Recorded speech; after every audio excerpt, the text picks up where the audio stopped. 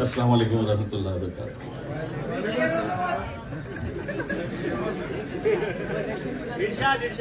अबरार भाई को सुनने के बाद कोई दूसरा उनके बाद खड़े रहे, ये बहुत ही गलत तरीके से मुझे फंसाया गया है। अबरार भाई वाकई में ये जो नज़म है आपकी, ये आज के जो हालात है, हम सभी मिलकर ये दुआ करें कि हमारा फितनाए दज्जाल भी बहुत जल्द ख़त्म हो जाए।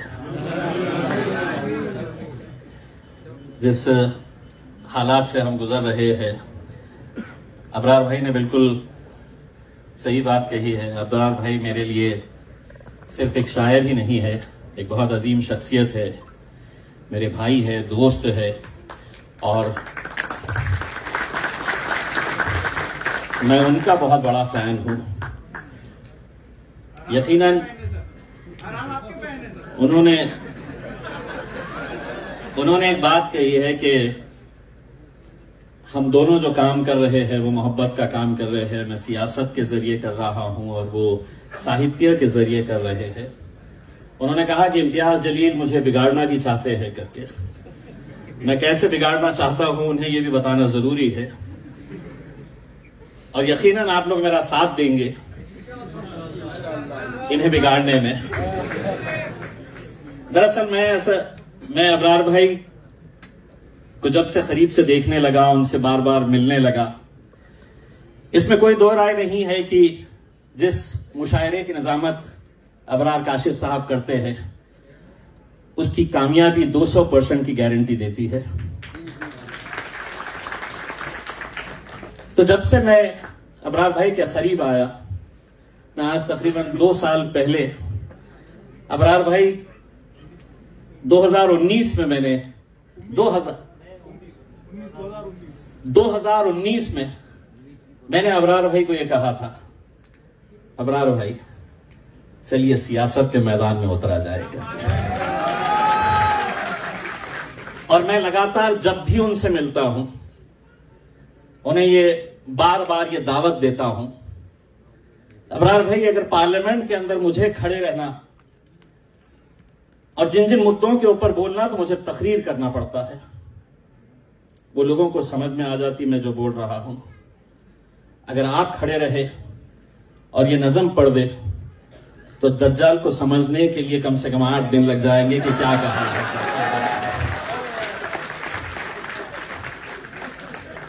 ये फर्क है मेरे और आपके लहजे में, जबान में।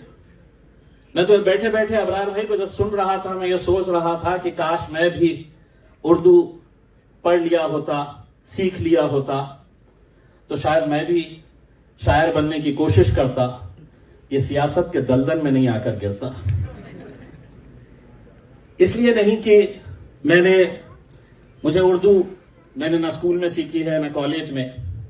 उर्दू अगर कहीं से सीखी है तो पड़ोस में रहने वाले बशर नवाज साहब से सीखी है, और चूंकि पड़ोसी थे तो हमारा हक उनकी शायरी के ऊपर ज्यादा था। करोगे बात याद तो हर बात याद आएगी। आज यकीनन बशर नवाज साहब का इंतकाल हो गया है, वो इस दुनिया में नहीं है, लेकिन जैसा सोहेल ने बताया है, इस शहर की एक तहजीब रही है। इस शहर के अंदर उर्दू अदब, शायरों की अगर हम लिस्ट बनाने की शुरुआत करें तो इतने सारे नाम वहां पर आ सकते हैं। बशर नवाज साहब नहीं है, लेकिन उनकी गली से गुजरो तो उनका वो शेर याद आता है कि गली के मोड़ पे सुना सा कोई दरवाजा, तरसती आंख से रास्ता किसी का देखेगा, निगाहें दूर तलक जाके लौट आएगी, करोगे याद तो हर बात याद आएगी। मैं तो अबरार भाई ये चाह रहा हूं कि 20 नवंबर तक एक 4-6 प्रोग्राम्स और ले लीजिएगा यहां पे। 20 नवंबर को इलेक्शन है और मुझे हर रोज इतनी बकवास सुनने को मिलती है। कितने दिनों के बाद मैं भी अपने आप को बड़ा फ्रेश महसूस कर रहा हूं। अबरार भाई, आपका एक शेर है जो मैं यकीनन अपने पास रखा हूं। जब ये नौजवानों का जोश देखता हूं तो आप ही का शेर, ये बकवास जब मैं बाहर सुनता हूं तो आप ही के शेर, अगर तुम हो तो घबराने की कोई बात नहीं है, अगर तुम हो तो घबराने की बात थोड़ी है, जरा सी बूंदा बांदी है, बहुत बरसात थोड़ी है। तो ये शेर पढ़ लेता हूं और अपने आप में हिम्मत पैदा कर लेता हूं, अरे जरा सी बूंदा बांदी है, कौन सी बरसात है।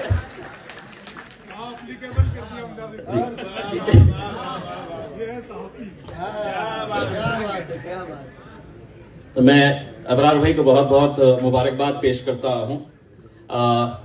अबरार भाई, आज यकीनन सोशल मीडिया का दौर है और हमने बहुत सारे शायरों को देखा है जो दुनिया में मशहूर हुए हैं, तो वो सोशल मीडिया का सहारा लेकर अपनी मकबूलियत उन्होंने हासिल की है।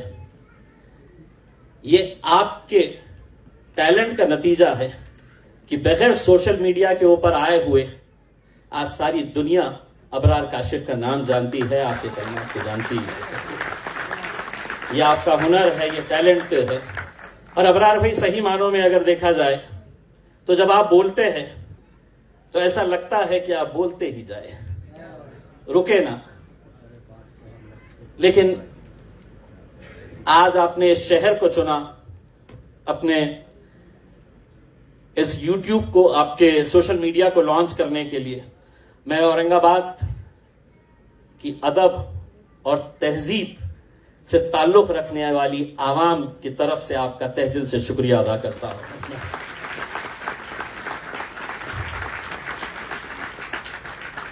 अबरार भाई, मैं आईजे फेस्टिवल ऑर्गेनाइज करता हूं और उसमें मुशायरा भी होता है। आप भी उस मुशायरे के अंदर आए हैं। लोग मुझसे पूछते हैं अब तो हार गए, होगा क्या आईजे फेस्टिवल? वो सियासी हार थी, लेकिन इस बार भी होगा।